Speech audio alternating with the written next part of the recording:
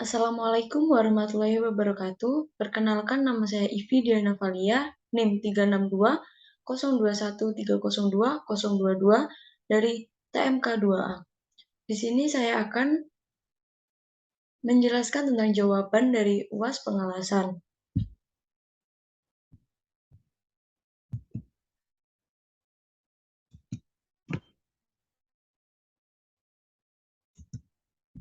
Yang pertama, jelaskan perbedaan dari fillet weld dan groove weld.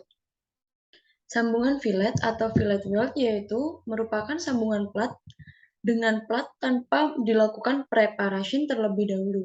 Jadi secara gampangnya, plat dengan plat langsung dilakukan pengelasan. Pengelasan fillet merupakan jenis sambungan las yang sering digunakan, khususnya dalam aplikasi konstruksi baja. Las fillet ini dalam pengerjaannya lebih mudah dan tentunya lebih murah daripada membuat butt joint, karena tidak membutuhkan persiapan material seperti mendorong atau proses permesinan untuk membuat kampuh. Sedangkan untuk sambungan groove atau groove weld dikenal dengan sambungan tumpul dan diperlukan preparation terlebih dahulu dengan membuat bevel atau kampuh sebelum dilakukan pengelasan. Bentuk sambungan las tumpul banyak dipakai di perkapalan dan tambang karena membutuhkan tak sekedar menahan beban, tapi juga beban gesekan, benturan, dan lain-lain. Nomor 2. Jelaskan secara ringkas mesin las SMAW dan GMAW dalam kurung MIG atau MEG serta aplikasinya. GMAW adalah pengelasan yang menggunakan shielding gas. Shielding gas berfungsi sebagai pelindung logam las saat proses pengelasan berlangsung, agar tidak terkontaminasi dari udara, lingkungan sekitar logam lasan, karena logam lasan sangat rentan terhadap difusi hidrogen. Pengelasan GMAW dapat menggunakan gas argon, yang biasa disebut MAG, atau gas karbon dioksida, yang biasa disebut MIG. Berikut ini adalah contoh aplikasi las GMAW. Bisa dilihat pada gambar. SMAW adalah las busur listrik dengan menggunakan elektroda berselaput atau flux.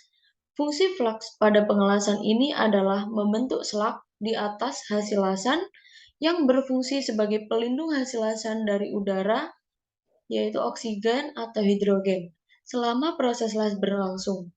Berikut ini adalah contoh aplikasi las SMAW. Nomor 3. Jelaskan secara ringkas mesin las GTAW dan FCAW, serta aplikasinya. GTAW, Gas Tungsten Arc Welding, adalah sebuah proses pengelasan busur listrik yang menggunakan elektroda tak terumpan atau tidak ikut mencair. Pada pengelasan GTAW ini, elektroda atau tungsten ini hanya berfungsi sebagai penghasil busur listrik saat bersentuhan dengan benda kerja. Sedangkan untuk logam, pengisi adalah filler rod. Pengelasan GTAW ini juga sering disebut dengan las argon. Hal tersebut dikarenakan gas pelindung yang digunakan adalah gas argon. FCAW, Flux Core Arc Welding, adalah sebuah proses pengelasan yang menggunakan sumber panas yang berasal dari energi listrik yang dikonversi menjadi sumber panas pada busur listrik. Pada pengelasan FCAW ini, jenis pelindung yang digunakan adalah flux atau serbuk yang berada di inti kawat las. Kawat las digulung dalam sebuah roll. Sebagai flux, FCAW juga menggunakan gas pelindung untuk melindungi logam las yang mencair saat proses pengelasan berlangsung. Nomor 4. Jelaskan secara ringkas mesin las PAW serta aplikasinya. Plasma Arc Welding (PAW) adalah bentuk khusus dari gas tungsten arc welding atau GTAW di mana busur atau arc plasma yang didapatkan akan diarahkan pada area las. Dalam PAW, elektroda berbahan tungsten terpasang pada nozzle khusus yang dirancang supaya dapat memfokuskan aliran kecepatan tinggi dari gas inert ke dalam wilayah arc agar membentuk aliran plasma yang sangat panas dan berkecepatan tinggi. Gas inert yang digunakan sebagai pelindung arklas antara lain argon, campuran argon, hidrogen, dan helium. Berdasarkan elektrodanya, PaW tergolong dalam pengelasan dengan elektroda yang tidak dikonsumsi.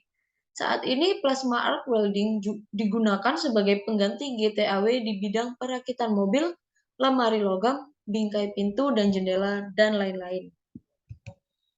Nomor 5. Jelaskan tentang polaritas DCEN dan DCEP pada mesin las DC-SMAW. Sertakan pengaruhnya hasil lasan. Polaritas DCEN atau direct current elektroda negatif adalah benda kerja atau material yang akan dilas disambungkan dengan kutub positif dan elektrodanya disambungkan dengan kutub negatif. Pada mesin las DC, pada polaritas DCEN menghasilkan pencairan material dasar lebih banyak dibanding elektrodanya, sehingga hasil las mempunyai penetrasi yang dalam, sehingga baik digunakan pada pengelasan yang lambat, wilayah yang sempit, dan untuk pelat yang tebal. Polaritas DCEP, direct current elektroda positif, adalah benda kerja atau material dasar yang akan dilakukan pengelasan disambungkan dengan kutub negatif, dan elektrodanya disambungkan dengan kutub positif. Dari mesin las DC, polaritas DCEP menghasilkan pencairan elektroda lebih banyak, sehingga hasil las mempunyai penetrasi dangkal, serta baik digunakan pada pengelasan pelat tipis dengan manik las yang lebar.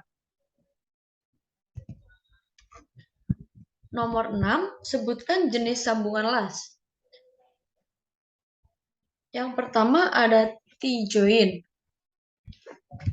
Sesuai namanya, T-joint adalah jenis sambungan yang berbentuk menyerupai huruf T. Yang kedua ada butt joint. Merupakan sambungan yang dibentuk dengan cara menyatukan ujung pada kedua bagian. Yang ketiga ada lap joint. Adalah sambungan yang terdiri dari dua benda kerja atau objek las yang saling bertumpukan atau tumpang tindih. Yang keempat ada corner joint. Corner joint adalah sambungan yang dibentuk dari dua buah benda kerja atau objek dengan cara lasnya membentuk sudut berbentuk huruf L. Edge joint. Edge joint diaplikasikan dengan cara menggabungkan dua buah objek atau benda las yang dibentuk secara paralel. Nomor 7. Jelaskan jenis-jenis elektroda pada pengelasan busur A, E7018, B, ER70S, C, E6017, D, E6012, E, F7A2, EM12K, FEWTH-1. Yang A, yaitu E7018, adalah kawat elektroda las dengan instruksi E7018 masuk dalam kategori kawat las rendah hidrogen dan diperuntukkan untuk pengelasan pada baja dengan kandungan karbon rendah hingga sedang. Yang B ada ER70S, elektroda road, dapat digunakan untuk GMAW tanpa flux. Kekuatan tarik minimum jenis elektroda solid atau tanpa flux. E6017, kawat elektroda las jenis ini umumnya digunakan untuk melaksanakan pengelasan pada pelat yang tipis sebab kemampuan penembusannya hanya sedikit. E6012, kawat elektroda las jenis ini umumnya digunakan untuk melaksanakan pengelasan pada pelat yang tipis, sedang kemampuannya penembusannya hanya masuk dalam kategori sedang. F7A2EM12K, flux dengan kekuatan tarik minimum las-lasan jika post-weld head treatment 2 minimum, kekuatan impact termasuk elektroda medium, mengandung 0,12% karbon dalam elektroda. Yang terakhir, EWTH-1, elektroda Wolfram atau tungsten murni umum atau general di mana komposisi tambahan biasa tidak disebutkan. Nomor 8. Jelaskan daerah Heat Affected Zone atau HAZ pada gambar berikut. Yang pertama ada Solid Liquid Boundary, batas dari cairan elektroda dan material padat. Yang kedua ada Partially Transformed Zone, atau zona material yang sebagian terpengaruh Heat Affected Zone.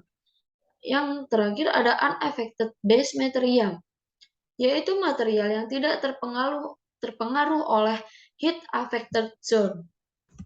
Nomor 9. Jelaskan dan sebutkan maksud angka dalam simbol las menurut AWS tersebut. Yang B, yaitu simbol butt join dengan ukuran. Memberikan informasi ke dalam kampuh yang akan di-bevel. C. Simbol kampuh V. Untuk mengetahui posisi arrow site, jadi kampuh dilakukan pada daerah arrow line-nya, berlaku juga sebaliknya. Simbol kampuh U.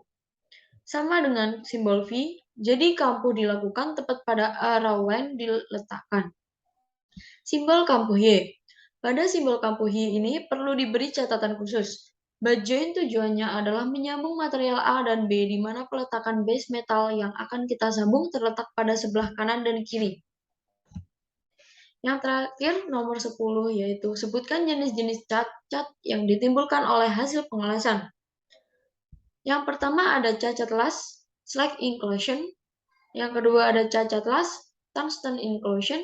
Yang ketiga ada cacat las, porosity. Yang keempat ada cacat las cluster porosity. Yang kelima ada cacat las crack atau retak. Yang keenam ada cacat las underfill. Yang ketujuh ada cacat las undercut. Yang kedelapan ada cacat las overlap. Baik, terima kasih. Segitu yang dapat saya sampaikan. Atas kurang lebihnya saya mohon maaf sebesar-besarnya. Wassalamualaikum warahmatullahi wabarakatuh.